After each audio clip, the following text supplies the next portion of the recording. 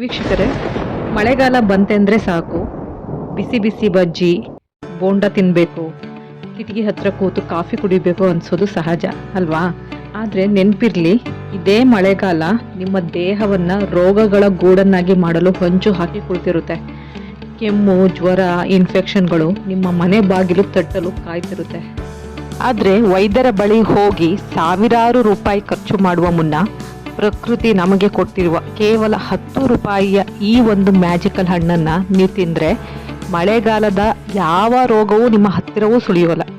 ಕಿತ್ತಳೆ ಹಣ್ಣಿಗಿಂತ 4 ಪಟ್ಟು ಹೆಚ್ಚು ಶಕ್ತಿಶಾಲಿ, ಆಪಲ್ಗಿಂತ 100 ಪಟ್ಟು ಆರೋಗ್ಯಕರವಾಗಿರುವ ಆ ಸೀಕ್ರೆಟ್ ಹಣ್ಣು ಯಾವುದು ಗೊತ್ತಾ?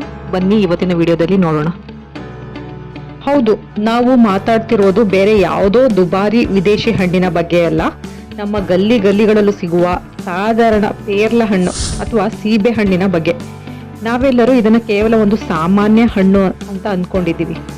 ಆದರೆ ಮಳೆಗಾಲದಲ್ಲಿ ಇದು ನಮ್ಮ ದೇಹಕ್ಕೆ ಒಂದು ಕವಚದಂತೆ ಕೆಲಸ ಮಾಡುತ್ತೆ. ಮಳೆಗಾಲದಲ್ಲಿ ಪೇರ್ಲೆ ಹಣ್ಣು ತಿನ್ನುವುದಕ್ಕೆ ವಿಶೇಷ ಪ್ರಾಮುಖ್ಯತೆ ಇದೆ. ಹಾಗಾದರೆ ಈ ಮಳೆಗಾಲದಲ್ಲಿ ದಿನಕ್ಕೊಂದು ಪೇರ್ಲೆ ಹಣ್ಣು ತಿಂದರೆ ನಮ್ಮ ದೇಹದಲ್ಲಿ ಏನೆಲ್ಲ ಪವಾಡಗಳು ನಡೆಯುತ್ತೆ ಅಂತ ಒಂದೊಂದಾಗಿ ತಿಳ್ಕೊಳ್ಳೋಣ ಬನ್ನಿ. ನಂಬರ್ 1, ರೋಗ ನಿರೋಧಕ ಶಕ್ತಿಯ ಬ್ರಹ್ಮಾಸ್ತ್ರ, ಅಂದರೆ ಇಮ್ಯುನಿಟಿ ಬೂಸ್ಟರ್ ಅಂತೀವಲ್ಲ, ಅದು ಈ ಒಂದು ಪೇರ್ಲೆ ಹಣ್ಣು. ಯಾಕೆಂದರೆ ಮಳೆಗಾಲದಲ್ಲಿ ಗಾಳಿ ಮತ್ತು ನೀರಿನ ಮೂಲಕ ಬ್ಯಾಕ್ಟೀರಿಯಾಗಳು ಬೇಗ ಹರಡುತ್ತೆ. ಸೊ ಇದರಿಂದ ನಮಗೆ ಅತಿ ಬೇಗ ಇನ್ಫೆಕ್ಷನ್ ಆಗೋದು, ಮತ್ತು ನಮಗೆಲ್ಲ ಗೊತ್ತಿರೋ ಹಾಗೆ ಇಮ್ಯುನಿಟಿ ಹೆಚ್ಚಿಸಲು ವಿಟಮಿನ್ ಸಿ ಬೇಕೇ ಬೇಕು ಅಲ್ವಾ. ನಾವೆಲ್ಲ ವಿಟಮಿನ್ ಸಿ ಅಂದ ತಕ್ಷಣ ಕಿತ್ತಳೆ ಅಥವಾ ನಿಂಬೆ ಹಣ್ಣು ಹುಡುಕ್ತೀವಿ. ಆದರೆ ವಿಜ್ಞಾನ ಏನು ಹೇಳುತ್ತೆ ಗೊತ್ತಾ? ಒಂದು ಸಾಧಾರಣ ಪೇರ್ಲೆ ಹಣ್ಣಿನಲ್ಲಿ ಕಿತ್ತಳೆ ಹಣ್ಣಿಗಿಂತ ಬರೋಬ್ಬರಿ 4 ಪಟ್ಟು ಹೆಚ್ಚು ವಿಟಮಿನ್ ಸಿ ಇರುತ್ತೆ. ಹೌದು, ನೀವು ಕೇಳ್ತಿರೋದು ನಿಜ. ಈ ವಿಟಮಿನ್ ಸಿ ಮಳೆಗಾಲದಲ್ಲಿ ನಿಮ್ಮ ದೇಹಕ್ಕೆ ಡಾಕ್ಟರ್ ತರಹ ರಕ್ಷಣೆ ಕೊಡುತ್ತೆ ಮತ್ತು ವೈರಲ್ ಜ್ವರಗಳಿಂದ ನಿಮ್ಮನ್ನು ದೂರ ಇಡುತ್ತೆ. ನಂಬರ್ 2, ಕೆಮ್ಮು ಮತ್ತು ನೆಗಡಿಗೆ ಮುಕ್ತಿ.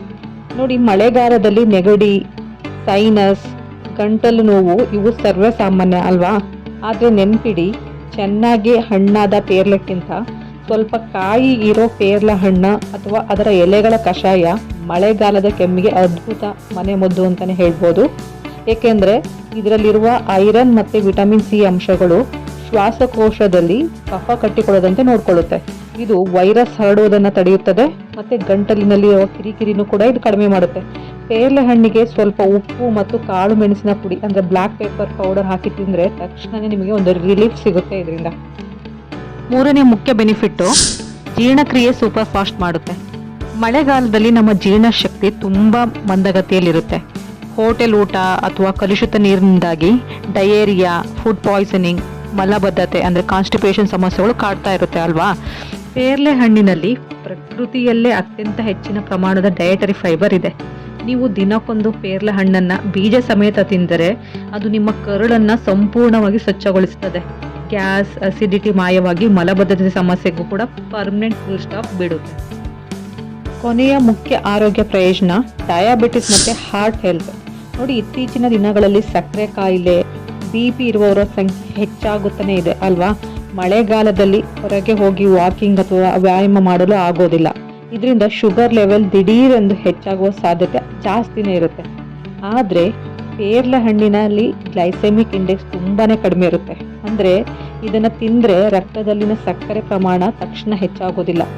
ಜೊತೆಗೆ ಇದರಲ್ಲಿರುವಂತಹ ಪೊಟ್ಯಾಷಿಯಂ ನಿಮ್ಮ ರಕ್ತದೊತ್ತಡವನ್ನು ಅಂದರೆ ಬ್ಲಡ್ ಪ್ರೆಷರ್ನ ನಿಯಂತ್ರಣದಲ್ಲಿಟ್ಟು ಹೃದಯವನ್ನು ಆರೋಗ್ಯವಾಗಿಡುತ್ತೆ. ಸೊ ಡಯಾಬಿಟಿಸ್ ಇರುವವರು ಮಳೆಗಾಲದಲ್ಲಿ ಹೆದರದೆ ತಿನ್ನಬಹುದಾದ ಬೆಸ್ಟ್ ಹಣ್ಣು ಅಂದರೆ ಪೇರ್ಲೆ ಹಣ್ಣು. ಕೊನೆಯದಾಗಿ ಎಚ್ಚರಿಕೆ ಅಂದರೆ ಕಾಷನ್, ಪೇರ್ಲೆ ಹಣ್ಣನ್ನು ಹೇಗೆ ತಿನ್ನಬೇಕು ಅಂತ. ಪೇರ್ಲೆ ಹಣ್ಣು ಇಷ್ಟೊಂದು ಒಳ್ಳೆಯದು ಅಂತ ಹೇಗೆ ಬೇಕು ಹಾಗೆ ತಿನ್ನುವ ಹಾಗಿಲ್ಲ. ಮಳೆಗಾಲದಲ್ಲಿ ಇದನ್ನು ತಿನ್ನುವಾಗ ಕೆಲವು ಮುನ್ನೆಚ್ಚರಿಕೆಗಳು ಅತ್ಯಗತ್ಯ. ಮೊದಲನೇದಾಗಿ, ಮಳೆಗಾಲದಲ್ಲಿ ಹಣ್ಣಿನ ಮೇಲೆ ಧೂಳು, ಬ್ಯಾಕ್ಟೀರಿಯಾ ಇರಬಹುದು. ಸೊ ಅದರಿಂದ ಉಪ್ಪು ನೀರಿನಲ್ಲಿ ಚೆನ್ನಾಗಿ ತೊಳೆದೇ ತಿನ್ನಿ.